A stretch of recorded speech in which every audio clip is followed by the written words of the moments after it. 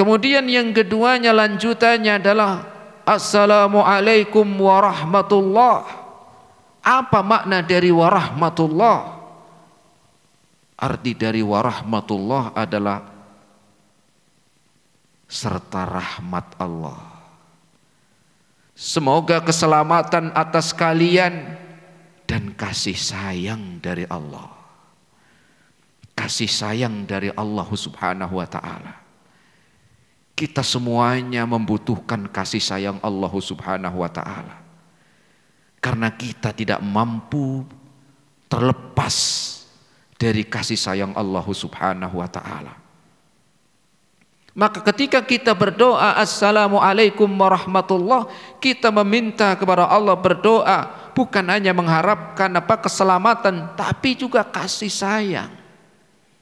Ya. Orang tua saja yang sayang ke anaknya, sayang ke keluarga, seorang bapak yang sayang kepada keluarga, dia akan berusaha memberikan yang terbaik.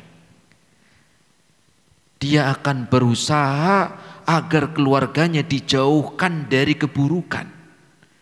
Itu bentuk sayang seorang bapak kepada keluarga. Dia pengen keluarganya itu diberikan kebaikan dan dijauhkan dari keburukan. Lebih lagi kasih sayang Allah Subhanahu wa ta'ala yang diberikan kepada hambanya. Dan kebaikan kasih sayang yang Allah berikan kepada hambanya adalah yang pertama iman. Kebaikan yang Allah berikan, kasih sayang yang Allah berikan kepada hambanya, itu yang pertama adalah hidayatul iman, hidayatul Islam. Karena kasih sayang Allah Subhanahu wa ta'ala bukan cuman uang, bukan cuman harta, bukan cuma pasangan, bukan cuman anak, bukan cuman rumah, tetapi kasih sayang Allah Subhanahu wa ta'ala yang terbesar adalah iman. Kita diberi hidayatul iman, kita diberi hidayatul Islam.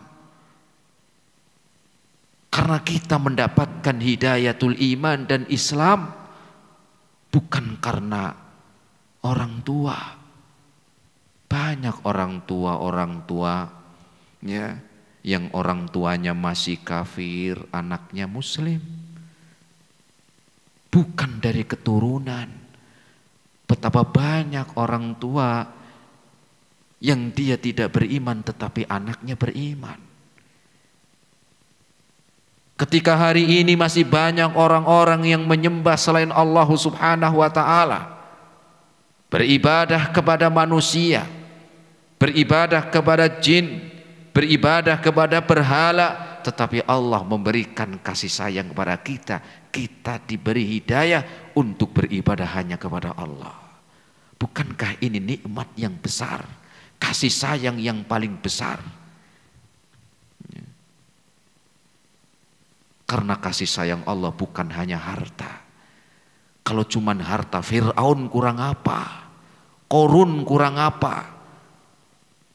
Kasih sayang Allah bukan cuman kedudukan. Kalau cuma kedudukan, Fir'aun, Namrud, ya, kurang apa? Kalau cuman hanya harta, bagaimana Korun? Seringkali kita itu menyesali, kita itu seringkali itu merasa merasa berat ketika diuji, baik itu dalam kesehatan, baik itu dalam harta. Padahal yang menyelamatkan kita itu bukan harta, bukan kedudukan, tetapi yang menyelamatkan kita yang pertama adalah kasih sayang yang Allah berikan kepada kita berupa iman. Ya. Karena enggak setiap orang Allah berikan hidayah iman. Tidak setiap orang yang Allah berikan hidayah kasih sayang iman. Kemudian wabarakatuh. Assalamualaikum warahmatullahi wabarakatuh. Kemudian yang Terakhir, wabarokat. Dan semoga Allah melimpahkan keberkahan atas kalian. Apa arti berkah? Arti berkah adalah kebaikan yang langgeng, kebaikan yang terus menerus dirasakan, kebaikan-kebaikan yang terus dirasakan yang langgeng. Ini yang kita harapkan, kebaikan, kenikmatan yang kita rasakan di dunia dan di akhirat, langgeng. Dari hidup sampai meninggal dunia. Bukan hanya di dunia.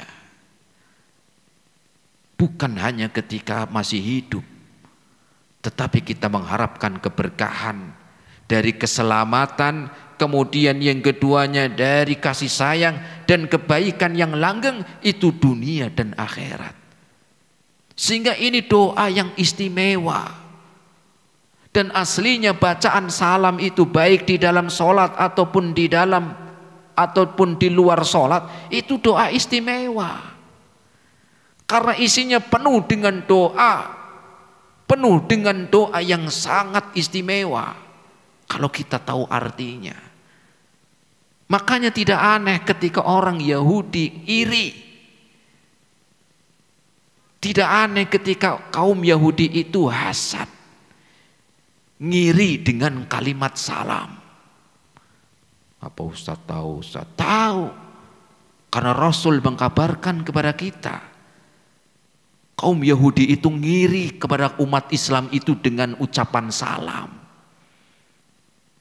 Kenapa? Karena isi yang terkandung di dalam bacaan salam itu sungguh istimewa. Rasulullah SAW menyebutkan di dalam hadis yang diriwayatkan oleh Imam Ibnu Majah. Innal Yahuda qaumun hasad. Kaum Yahudi itu kaum yang diisi dengan iri dan dengki. Penuh dengan iri dan dengki. Wa innahum la yahsudunana ala syai'in kama yahsuduna ala salami wa ala amin.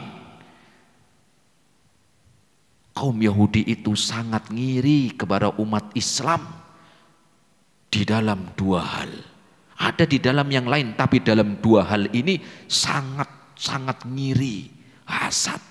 Apa yang pertama? Dalam ucapan salam sesama kaum muslimin. Karena mereka nggak punya, nggak ada mereka. Kita dianjurkan ketemu saudaranya yang muslim, assalamualaikum warahmatullahi wabarakatuh. Ya. Yang kedua, mereka sangat iri dengan umat Islam dalam ucapan amin. Ketika kita membaca surat Al-Fatihah dalam sholat, waladdallin, amin. Ngiri mereka. Karena nggak ada mereka seperti itu. Ini Rasul yang menyebutkan di dalam hadis riwayat Imam Ibnu Majah. Kira-kira mereka bisa ngiri dengan ucapan salam? Mungkin nggak kalau nggak ada keistimewaan? Mungkin nggak? Nggak mungkin. Umumnya orang yang iri, yang hasad, umumnya kepada seseorang yang dapat nikmat, betul. Tetangganya beli mobil baru, hasad, panas.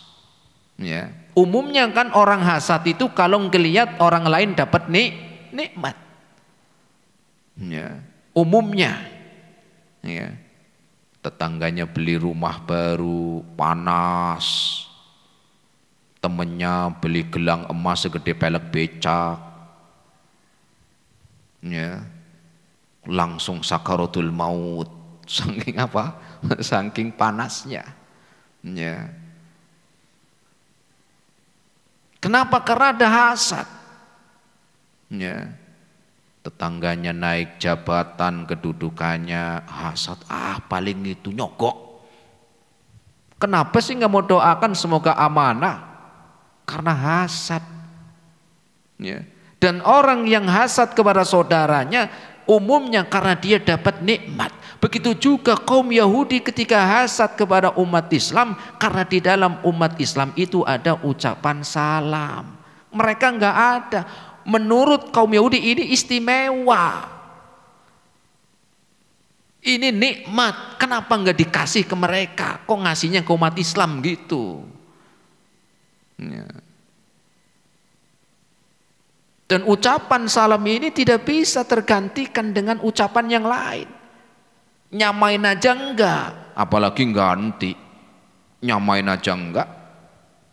Makanya enggak, bukan untuk diganti. Ya. Tidak sama dengan ucapan good morning, enggak sama. Selamat pagi, selamat siang, selamat malam. Kalau ucapan salam itu keselamatan yang terus menerus. Dunia, alam kubur dan hari kiamat. Bukan sekedar selamat pagi, paginya selamat, malamnya enggak selamat. Kalau salam itu doa yang terus menerus. Bacaan doa yang tidak tergantikan. Ya. Apalagi cuman diganti dengan yang lain. Ya. Itu apa nggak boleh mengucapkan selamat pagi? Yo, saya nggak ngomong nggak boleh. Maknanya ya boleh aja, silakan. Tetapi tidak bisa menyamai dengan bacaan salam. Ya misalnya assalamualaikum, selamat pagi, ya monggo silakan. Tapi untuk mengganti ya nggak sama. Oh ini doa kok. Ini doa, ya. Dan mereka yang hasad kaum Yahudi ini karena nggak ada ini, ya. Apalagi cuman, oi bro, lah ini apalagi bro doang, ya. Naam. Bahkan disebutkan oleh Rasul Sallallahu Alaihi Wasallam ucapan salam ini, ya, diantaranya kan salam itu dalam sholat mendoakan kanan kirinya, ya. Dan salam ini adalah jalan memberikan satu sama lain, memberikan rasa kasih sayang. Dan jalan masuk surga diantaranya dengan salam. Ya, bukan sekedar ucapan. Rasul sallallahu alaihi wasallam bersabda di dalam hadisnya yang diriwayatkan oleh Imam Muslim, la tadkhulunal jannata hatta tu'minu. Kalian tidak akan masuk surga sampai yang pertama kalian harus beriman. Wala tu'minu hatta tahabu, dan kalian tidak beriman sampai satu dengan yang lain kalian saling menyayangi. Ala adullukum ala syai'in idza fa'altumuhu tahabbtum bainakum. Maukah kalian aku tunjukkan di antara amalan yang menjadikan kalian saling mencintai, saling menyayangi? Maka para sahabat menjawab, qalu bala, iya ya Rasul. Maka Rasul mengatakan, afsus salama bainakum. Salinglah mendoakan salam. Maka ini juga dalam sholat. Sholat itu kan saling mendoakan, salam juga saling mendoakan. Cuman bedanya kalau di dalam sholat bukan untuk nanti dijawab imamnya assalamualaikum warahmatullahi wabarakatuh, kemudian jamaahnya waalaikumsalam warahmatullahi wabarakatuh. Bukan. Karena ini dalam sholat. Kalau di luar sholat ya iya dijawab. Kalau salam untuk akhir sholat ini bukan. Ya, tapi di situ saling mendoakan ke kanan, ke kiri. Ini ada apa? Ada keistimewaan di dalam salam karena di antara jalan yang merekatkan, mendekatkan sesama muslim, dan itu adalah ciri orang mukmin, dan ciri orang mukmin saling mencintai, kemudian mukmin itu jalan masuk surga. Ciri iman saling mencintai. Jalan saling mencintai itu salam. Jadi salam mengantarkan kepada kasih sayang ciri iman, iman jalan masuk surga. Kemudian bagaimana konsekuensinya? Mengucapkan salam sebagaimana tadi kita sampaikan bukan hanya sekedar bacaan, bukan hanya sekedar gerakan. Bahwa salam itu ada hasil setelah itu, ada konsekuensi. Dari ucapan salam itu apa konsekuensinya? Apakah cuma salam doang? Konsekuensinya agar kita sesama umat Islam ini saling menjaga, saling menghormati, tidak saling mengganggu, dan tidak saling mendolimi dan menyakiti. Ucapannya salam, assalamualaikum, tapi giliran utang gak mau bayar. Nah ini gak benar berarti, karena ucapan salam itu ada hasilnya. Ada hasil dari ucapan salam itu saling apa? Saling menghargai, saling menghormati, tidak saling menyakiti, tidak saling apa? Mendolimi. Jadi bukan sekedar ucapan. Makanya kata Imam Sufyan ibnu Uyainah ketika menerangkan tentang makna dari ucapan salam, beliau mengatakan anta mini salim wa ana minka salim. Ucapan salam sesama kita memberikan efek engkau selamat dari gangguan saya pun selamat dari gangguan kalian. Ya. Saling menjaga, saling apa? Saling ya tidak saling mengganggu. Ya. Dan Rasul juga mengingatkan al-muslimu man salimal muslimuna min lisanihi wa yadihi. Orang muslim itu identik dia di antara caranya mengucapkan salam, sehingga di dalam salam itu ada efek apa? Efek selamat orang yang disalami atau didoakan salam ya dari perbuatan buruk, baik buruk lisan atau perbuatan buruk perbuatan. Sehingga orang muslim itu orang yang selamat saudaranya dari ya, gangguan ucapan atau gangguan perbuatan. Ya, kadang-kadang kita enggak, salamnya sudah tapi ganggu, salamnya sudah tetapi ganggu ya macam-macam, ganggu suara, ya kalau nyalain musiknya kenceng sampai tetangga se-RT kedengeran semuanya, padahal sama-sama mengucapkan salam muslim, ya. Ganggu lewat asap rokok. Ya asap rokok itu memang ganggu. Terus biar ganggu gimana Ustaz? Ya ditelan, jangan dikeluarin. Makan tuh asap. Ya, itu enggak mengganggu orang lain. Lah kalau selama dikeluarkan maka mengganggu orang. Hati-hati jangan sampai ucapan salam ini tidak menyelamatkan.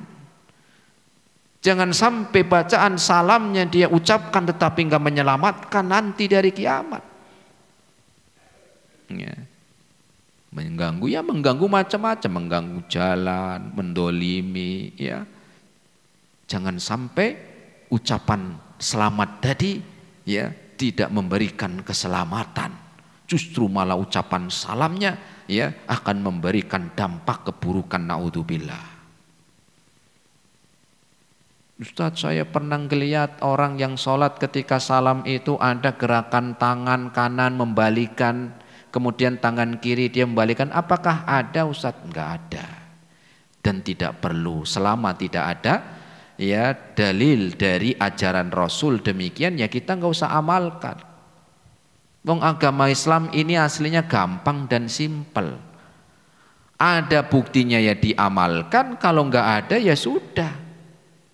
Ngapain ngamalin yang enggak jelas, yang belum ada buktinya? Wong sudah ada buktinya aja belum kita amalin semuanya. Ngapain sibuk dengan yang tidak ada buktinya? Cukup sesuai assalamualaikum warahmatullahi wabarakatuh. Ya. Itulah diantara makna tentang salam dan konsekuensi yang harus kita pegang dari ucapan salam itu apa. Dengan demikian semoga sholat yang kita amalkan mendatangkan kebaikan untuk kita di dunia dan untuk kita semuanya di hari kiamat nanti. Dan ini yang bisa saya sampaikan, semoga bermanfaat. Selesai bahasan tentang sholat, kita akan lanjutkan insyaallah ta'ala bahasan apa yang kita amalkan setelah sholat. Ini yang kita akan sampaikan di pertemuan yang akan datang insyaallah ta'ala.